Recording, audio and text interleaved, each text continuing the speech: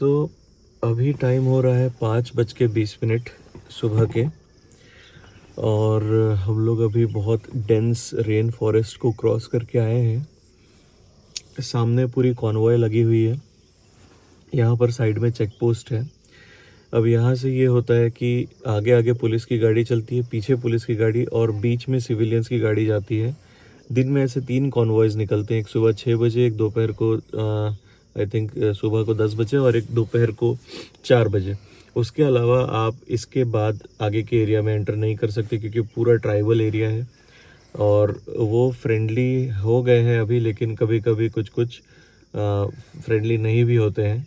आगे जाके जब हमको ट्राइबल्स दिखेंगे, हम उनसे बात नहीं कर सकते, उनको कुछ खाना नहीं दे सकते, गाड़ी रोक नहीं सकते, गाड़ी से बाहर नहीं निकल सकते, and most importantly video shoot नहीं कर सकते। ना कोई वीडियो ले सकते, ना कोई फ़ोटो ले सकते हैं। एंडेंजर्ड ट्राइब है, जारवाज बोलते हैं। भैया बता रहे थे, ड्राइवर भैया, कि अभी उनकी कम्युनिटी के सिर्फ 300-400 लोग ही बचे हुए हैं।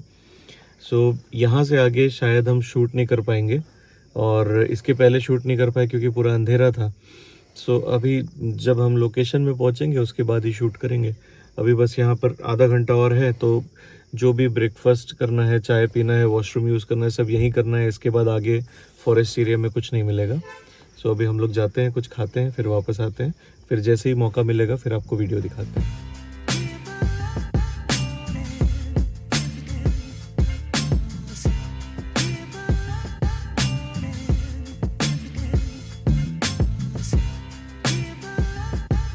तो हमने अब जंगल क्रॉस कर लिया है, और यहाँ से हमको ये जेटी बोट पकड़ के नदी के उस तरफ जाना है।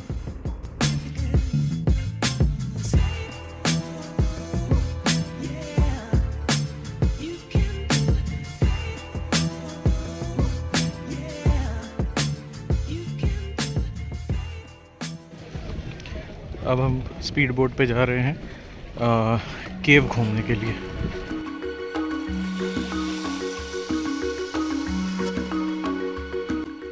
सो ये यहाँ का बैक वाटर है, और यहाँ पर स्पीड बोट में हम बहुत ही खूबसूरत मैंग्रोव के फॉरेस्ट को क्रॉस करते हुए केव की तरफ जाते हैं। आज हाई टाइड था, इसलिए कुछ दिखा नहीं, बट बोट वाले बता रहे थे कि जिस दिन लो टाइड होता है उस दिन यहाँ पर मगरमच्छ भी दिखाई देते हैं। Now enjoy the view.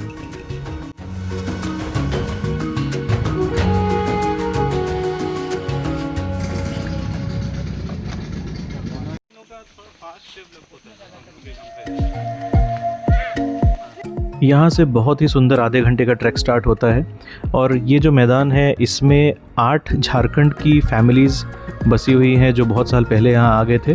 तो इस गांव में सिर्फ 40 लोग रहते हैं, और अपने गाय वाय चरा के मछली खा के ज़िंदा रहते हैं।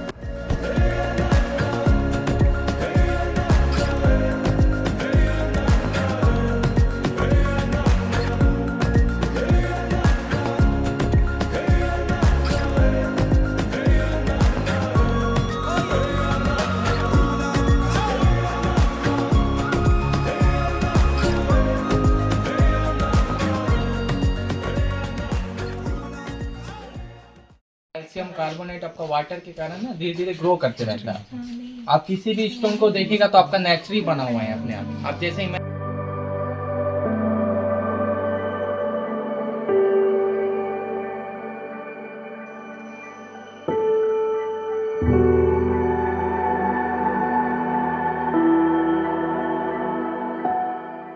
बहुत ही बढ़िया था। Still I would say Kailash गुफा एंड कुटुमसर गुफा आर मच बेटर। ये भी अच्छा है, लेकिन इसका स्केल और इसका साइज़ उतना बड़ा नहीं है जितना हमारे वहाँ की गुफा है। सो ऑलवेज़ रेस्पेक्ट कि हमारे बस्तर में भी ऐसे टूरिस्ट स्पॉट्स हैं, and people should know and people should visit.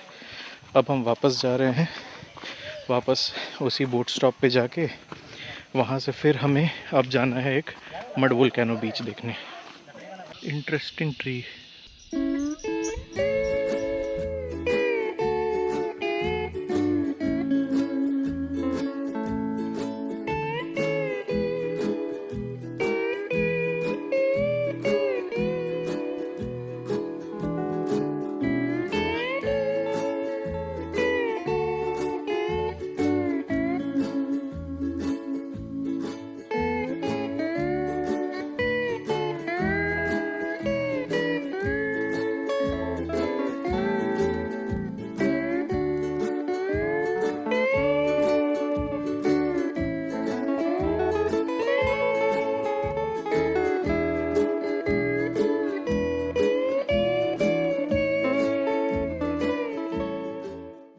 So mud volcano ऐसा है कि ये जो आप सामने ये देख रहे हैं ना पूरा area, this is mud volcano. शुरुआत में मुझे समझ नहीं आया कि क्या है इसमें वोल्केनो जैसा, ये दो छोटे छोटे ओपनिंग्स दिखे, बट बाद में पता चला कि पहले ये बिल्कुल ज़मीन पे फ्लैट एक छेद था।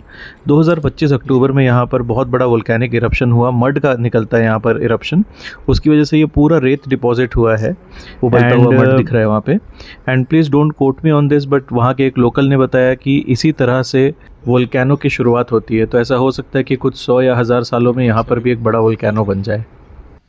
A few moments later. Chicken थाली, वेज थाली। इसी स्टीमर में अब वापस जाना है। वरना उतर रहे हैं। मीनवाइल आकाश वंडरिंग की अपना ही मॉडल है, और ये शिप से उतरती कैसी है, स्टीमर से उतरती कैसी है, नीचे टकरा कैसे नहीं रही है।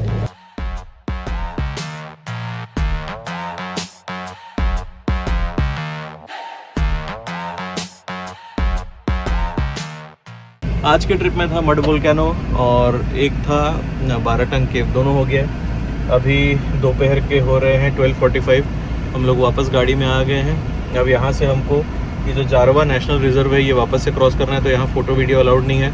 वो ट्राइबल एरिया क्रॉस करने के बाद 50 किलोमीटर्स का ट्राइबल एरिया, जहाँ पर गाड़ी कॉन्वॉय में चलेगी 40 किलोमीटर पर आवर की स्पीड में, आगे पुलिस की गाड़ी, पीछे पुलिस की गाड़ी और बीच में सिविलियन कार्स। फिर उसके बाद 50 किलोमीटर्स के बाद ये हाँ नॉर्मल एरिया आ जाएगा। फिर उसके बाद हम नॉर्मल स्पीड पे चलेंगे। टोटल 100 किलोमीटर्स जाना है, 2-2.5 घंटे लगेंगे। उसके बाद आई थिंक हम होटल पहुंचेंगे लगभग 3:30-4 बजे। उसके बाद हमारे पास करने के लिए कुछ है नहीं। कल रिटर्न फ्लाइट है हमारी सुबह 11:55 AM को। सो आज वहाँ पहुँचते हैं। मूड ऐसा है कि शाम को हम शायद कहीं घूमने निकलेंगे, बीच वगैरह, अगर हमको स्कूटी मिल गई या फिर अगर ड्राइवर ने ड्रॉप कर दिया या कोई कैब मिल गई तो। 3 hours later. हाय गाइस, आज हमारा लास्ट इवनिंग है इनफैक्ट अंडमान में। तो अभी हम वो करने जा रहे हैं जो हमको सबसे ज़्यादा पसंद है जब भी हम कोई भी सिटी एक्सप्लोर करते हैं, that is to hire a local scooty and take the ride.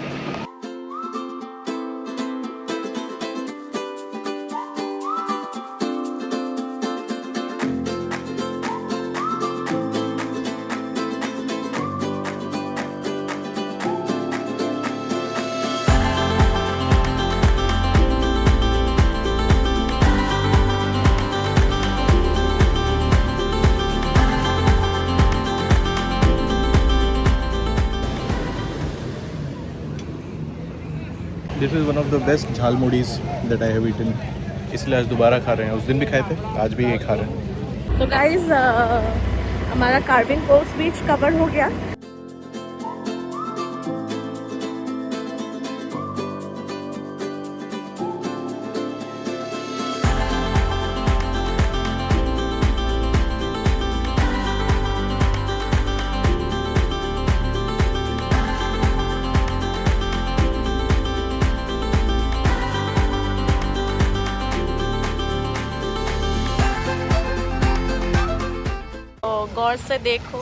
गौर से देखो इस इंसान को। ये बोलता है कि he is a mountain person, but इनके डीड से लगता है कि as much as he loves the mountains, he loves the beaches equally. This was the sunset I was wanting.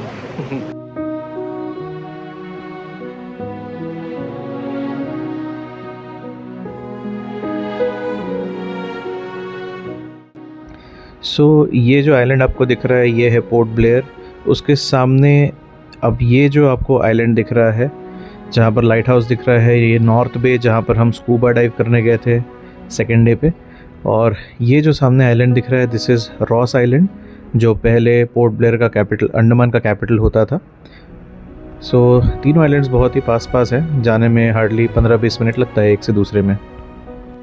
So as you all know कि मैं अपने vlogs में थोड़ा सा हिस्ट्री का ज्ञान देने के लिए फेमस हूँ या बदनाम हूँ, तो इस पॉइंट के बारे में एक छोटा सा हिस्ट्री का ये एसेंस ये है कि 1941 तक पोर्ट ब्लेयर जो है वो ब्रिटिशर्स के अंडर में था। 1941 to 43 जापानीज़ ऑक्यूपेशन में था। और 1943 में पहली बार सुभाष चंद्र बोस जी ने पोर्ट ब्लेयर को आज़ाद करवा के इंडिया का फर्स्ट एरिया बनाया था जो फ्री हुआ था किसी भी तरह के ऑक्यूपेशन से.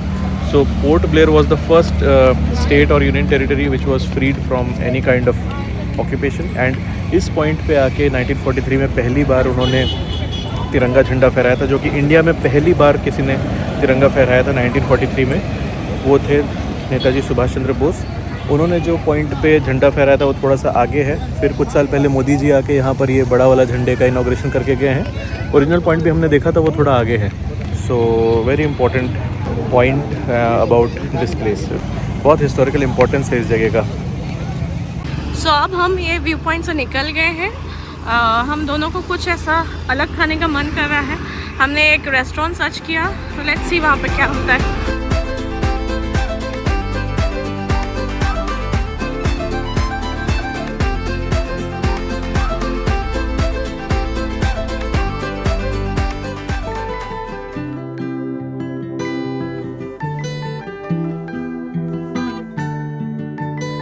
So this is the end of our Andaman series and Andaman is such a beautiful place. मैंने सोचा नहीं था इंडिया में कभी इतनी सुंदर जगह देखने को मिलेगा. And we are going for now, but we leave you with one promise that we will come back again with more time to spend more time with you. And until then, goodbye, see you, and thanks for watching. Only know you've been high when you're feeling low. Only hate the road when you're missing home. Only know you love her when you let her go. And you let her go.